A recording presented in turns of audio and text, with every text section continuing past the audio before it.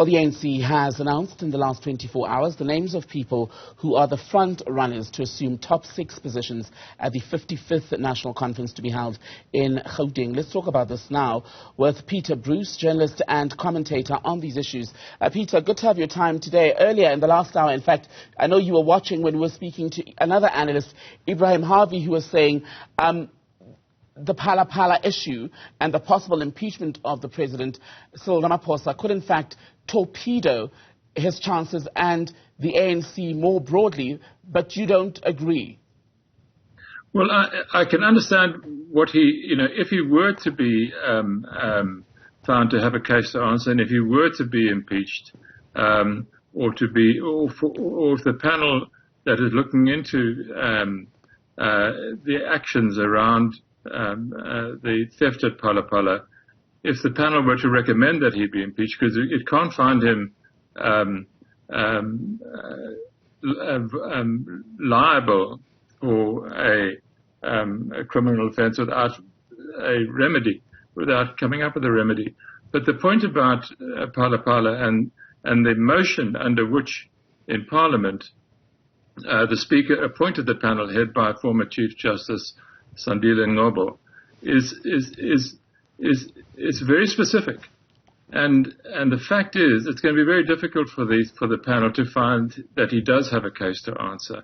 What the ATM motion does is refer to what we call PRECA, the Prevention and Combating of Corrupt Activities Act, and what it requires of Cyril Ramaphosa in this case is to have reported it under that act.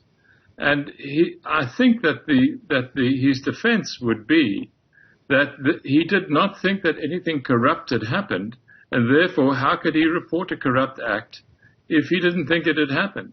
And it's not a bad defense because while it might be reasonable to say if it in a normal course of events you would report an act of criminality to the police, which he didn't do.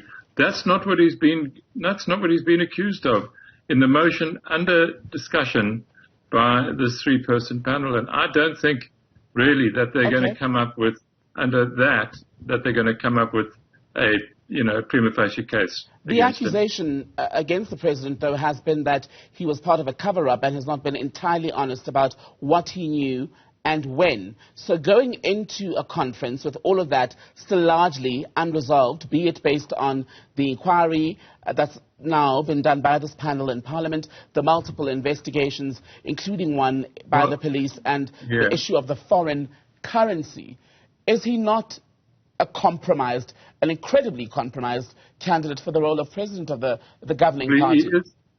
He is compromised, and it's very, very stupid of him to run a business at the same time as running the country. But on the motion at hand, the motion that the panel has been appointed to adjudicate, the other things don't arise. It was simply the manner of his reporting. Should he have reported this under PRECA or not? And that is what they're going to do. The Reserve Bank is doing the foreign currency things. The public protector was doing all sorts of things that she's been prevented from doing. So, while he may be compromised, he's not yet in the trouble that I think that Ibrahim was suggesting. If he is, if the panel decides that he is compromised and that he does have a case to answer, then he's in considerable trouble, and so are the rest of us. But we're not there yet, and I'm not sure that we're going to get there. But let's say it does happen. How should the ANC proceed with that? Because at this point, the party has not fully committed to a course of action as to what would happen if, at the end of next week, it's sitting with the President who now has to be hauled through an impeachment process. Yeah, so the ANC constitution doesn't deal with presidential step-aside. Normally what happens is that the deputy president would stand in for a president who was away or who was incapacitated permanently. Whether that is the case now, I don't know. It would be a constitutional crisis inside the ANC and, after that in the country generally. But my suspicion is that this is going to, this bit of the story, the PRECA, the corrupt practices part of it, is going to go away. Whether the Reserve Bank comes up and says, well, he's broken the law on exchange control, that's another thing entirely. But that's not what the panel that Ibrahim was talking about is concerned with. And so as things stand, right, you've got two candidates running for the ANC presidency, both of them compromised due to various investigations and allegations. A bit of a wide gap between Cyril Ramaphosa and Zweli Mkhize. Are either of them what the ANC needs if it's going to really rebuild, reshape, and recommit to the people of this country, especially the poor and middle class? It's really a difficult. It's really difficult. You know, David Mabuza. So Cyril gets 2,037 votes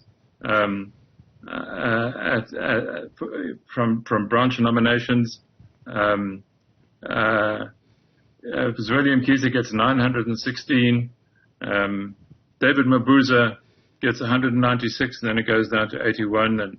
And we know that both Nkosazana Zuma and Ndiwe Sisulu did very poorly. So not even, you know, their combined votes would threaten Ramaphosa at the conference. What happens after the conference is a big deal, however, because Parliament could then sit. It doesn't have time to do it now because they've extended the time allowed to the panel that will rule on the corruption allegation. Parliament will have one day to discuss it. That's not enough time to do anything serious, and so the ANC conference would go ahead. A negative ruling against Ramaphosa would make his conference more rocky, but he's so far ahead, I just can't see how that would be overturned. So he would enter into the new year under the threat of possible impeachment proceedings.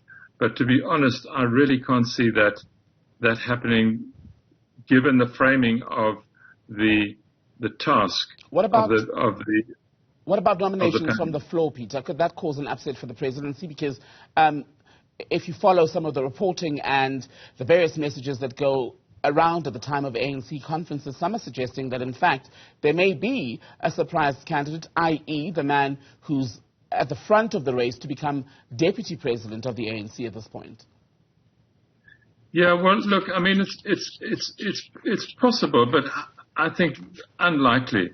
And in that case, I suspect the last thing that Paul Mashatile would want to do would be to be seen to be opportunistic and acting opportunistically. He would be, you know, he's been so careful for so long, has Mashatile, that I don't think that he would want to be seen to be upsetting the apple cart by maneuvering suddenly to get himself the top job. I think that the conference would go off relatively smoothly, unless there's a very, very strong push back from this panel, the Sandile Ngobo panel, and I really can't see that happening. I think they're going to be quite gentle with the president.